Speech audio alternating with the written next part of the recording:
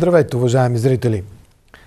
Трагедията в Хитрино за пореден път показа високия професионализъм на българските пожарникари, които с риск за живота си се справиха с изключително тежката ситуация, създадена след взрива на дерайлиралата цистерна. Въпреки това, към тях се чуха обвинения за по-бавна реакция. За коментар сега в темите по телефона ще включа бившия директор на служба пожарна и аварийна безопасност генерал Кирил Войнов. Генерал Войнов, чуваме ли се? Чувам ви, да, слушам ви. Първо нека да кажем каква е вашата оценка за дейността на институциите до момента. Оценката за дейността на българските пожарникари е повече от положителна. Тя не може да се избягва в никаква, нито шестобална, нито десетобална система, но тези български герои си свършиха работата в една обстановка, когато отидаха на мястото. Всичко гори. Те трябваше да гасат, те трябваше да охлаждат цистерните, за да няма последващи експлозии и, разбира се, да оказват помощ и спасяват хората от огнения. Аз разбирам тревогите на хората, които са попаднали там и са потърпевши от това, което стана.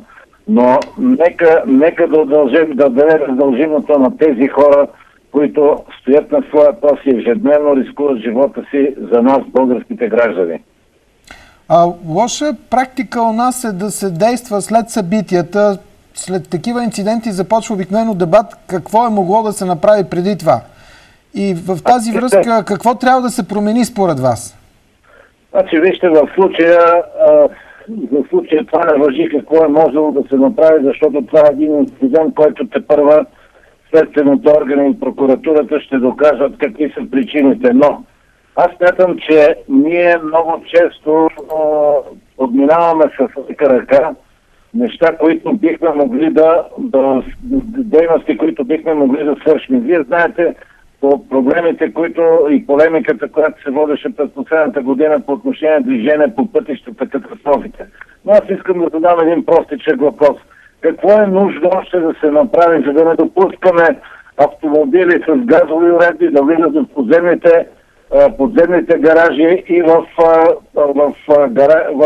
паркингите на моловете? Ето ви един конкретен въпрос. Дори в гаражите, в буферните гаражи на метрото. Тоест, има закон, има нормативна уредба, но всички ние, българите, не сме свикнали да изпълняваме, а искаме да бъдем и европейци. Това е най-малкото нещо. Аз и от друго исках да ви попитам. Отдавна говорим и за подготовка на населението при възникването на такива аварии, инциденти, както и при природни бедствия. Според повечето експерти хората не знаят какво да правят. Споделяте ли подобно мнение? Абсолютно сте прав. Даже искам да ви кажа, още преди 15 години, когато аз бях ръководител на тази институция, ние давахме така една незадоволителна оценка, защото не се работеше в тази насока. Вижте докъде отиде техниката. Значи тези могат да се правят различни моделиране на различни ситуации и децата вместо да гонят покемоните в въображаемото пространство могат да произвеждат различни ситуации при пожари в жилищни сгради, в училища, метро и така нататък, което наистина да се натренират и да получават една подготовка. Ние трябва да започваме децата, да готвим децата от детските градини, детските ясли, училищата, институтите и цялото население. Защото, за съжаление, много е черна и много е тъжна статистиката. Стига сме обявявали траури. Но аз тук искам да кажа и нещо друго, което, за съжаление, като директор, аз единствено президентът на времето Петър Стоянов и министър на вътрешните работи никой не е бил до мен. Аз никога не съм чувствал такава подкрепа. Сега виждате ли, премиера, цялото българско правителство, всички министри с конкретни задачи, които бяха и са колко дена вече там, за да могат да се овладеят тази изключително тежка ситуация. Искам да кажа, че организацията, която бе създадена от ръководството на Национална главна дирекция пожарна безопасност и защита на населението, безпримерният героизъм, въпреки че хората, пожарникарите не искат да го изрекат, но те са нашите герои. Не са политиците герои. Това са героите. И което ми е болно, през последните години имаше някои така от видни политици, в кавички, които използваха думата пожарникар като отрицателно наречие. Нека да отдадем заслуженото на тези хора, които не допуснаха вторичен взрив. В вторичния взрив не знам какво ще да стане, защото може би разрушенията ще да бъдат много повече от това, което сме свидетели сега. Аз ви благодаря, генерал Войнов. Очаквам ви в студиото на темите за един по-обширен разговор по повдигнатите въпроси от вас. Така завършвам моя разговор с бившия шеф на пожарната, генерал Кирил Войнов. Сега в предаването ще продължим с още едно експертно мнение. То е на топ следователят Георги Илиев, дългогодишен служител на Националната следствена служба с опит в разследването на тежки транспортни катастрофи. Ето какво каза той за зрителите на темите по-рано днес.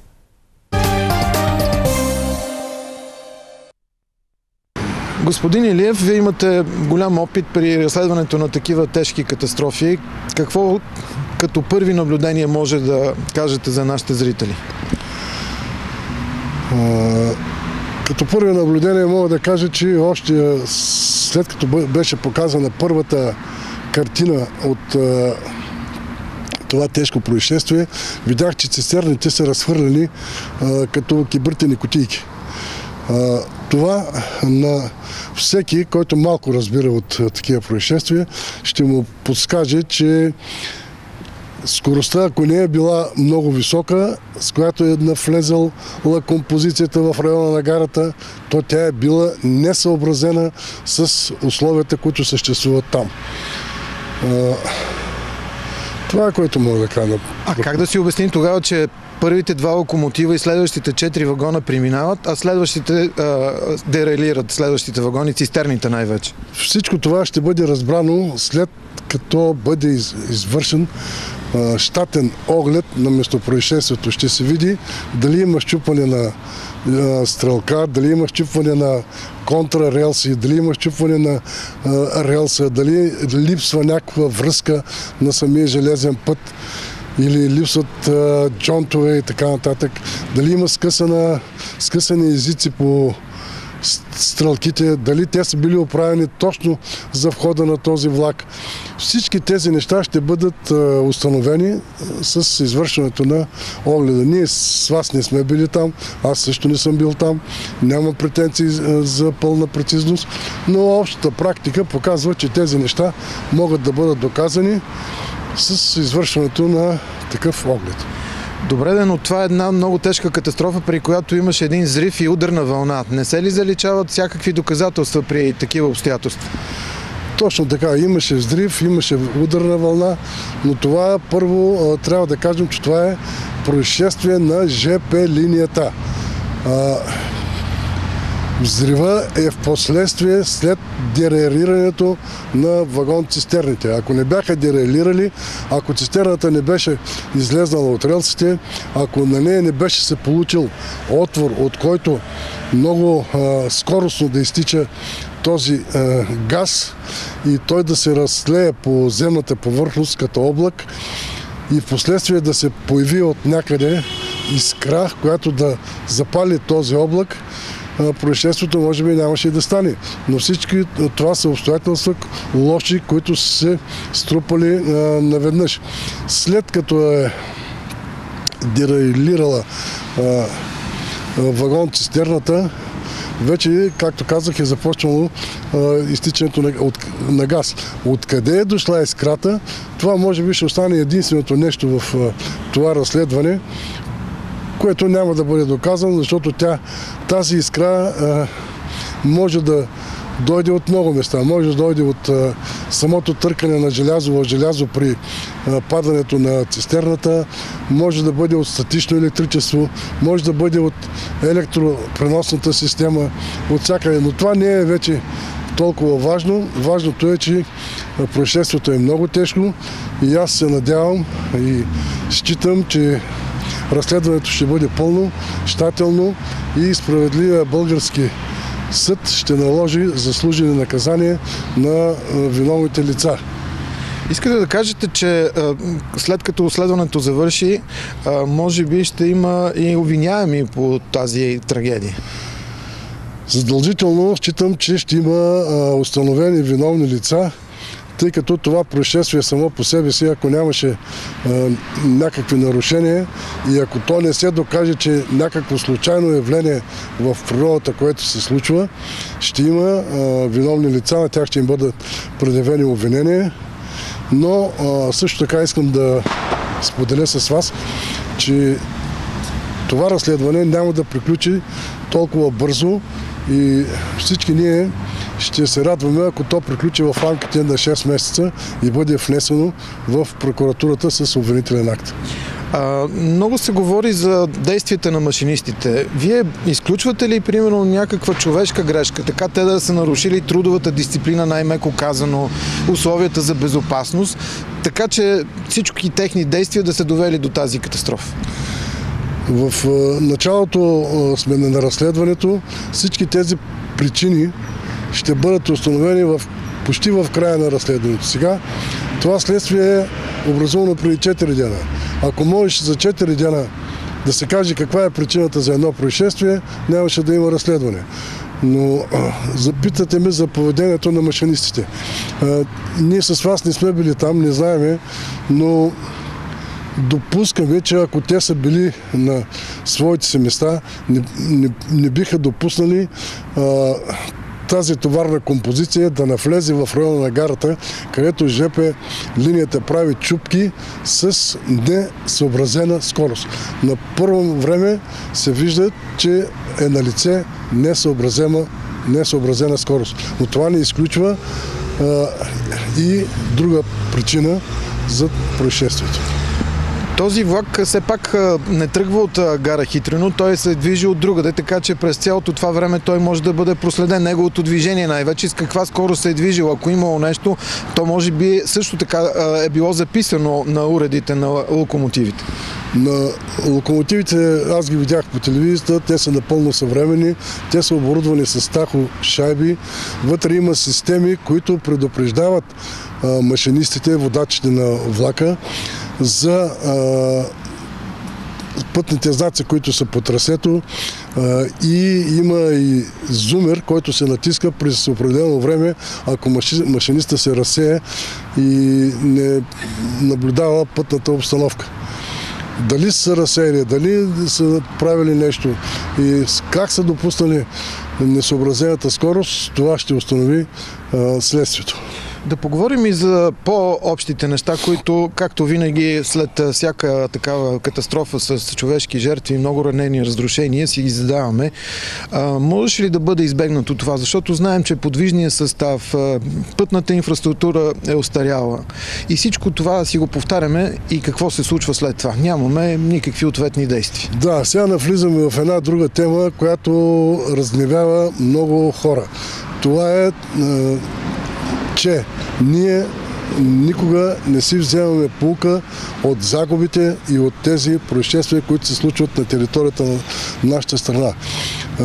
Наскоро на един мост на магистрала Тракия за 2 часа се случиха 4 происшествия. Питам аз контролните органи дали са извършили проверка в последствие, защо именно на този мост за много кратко време се случиха 4 автопроисшествия. Там трябва да има нещо, което не е правилно построено. Също така чувам и по телевизията и знам и съм чувал и по-рано, че на гара Хитрино това не е първото ЖП происшествие. Там стават няколко и пак въпросът ми е: кой контролира тези неща? Кой изследва условията, при които влизат влаковете и защо се получават такива тежки аварии в нашата страна? Не стига, че сме бедна страна, но ни съпътстват и тези неприятности в живота. От друга страна обаче всичко това е разписано в закона, защото никой не казва, че трябва да се движат технически неизправни, да кажем, влакови композиции или пък да няма проверка преди самото тръгване на тази композиция. Всичко това го има на хартия. Дали се извършва въпрос? Всичко това е въпрос на разследването. Разследването трябва да изследва всички тези обстоятелства, за които говорите вие, да проследи пътя на тази товарна композиция още от началната гара до момента на происшествието.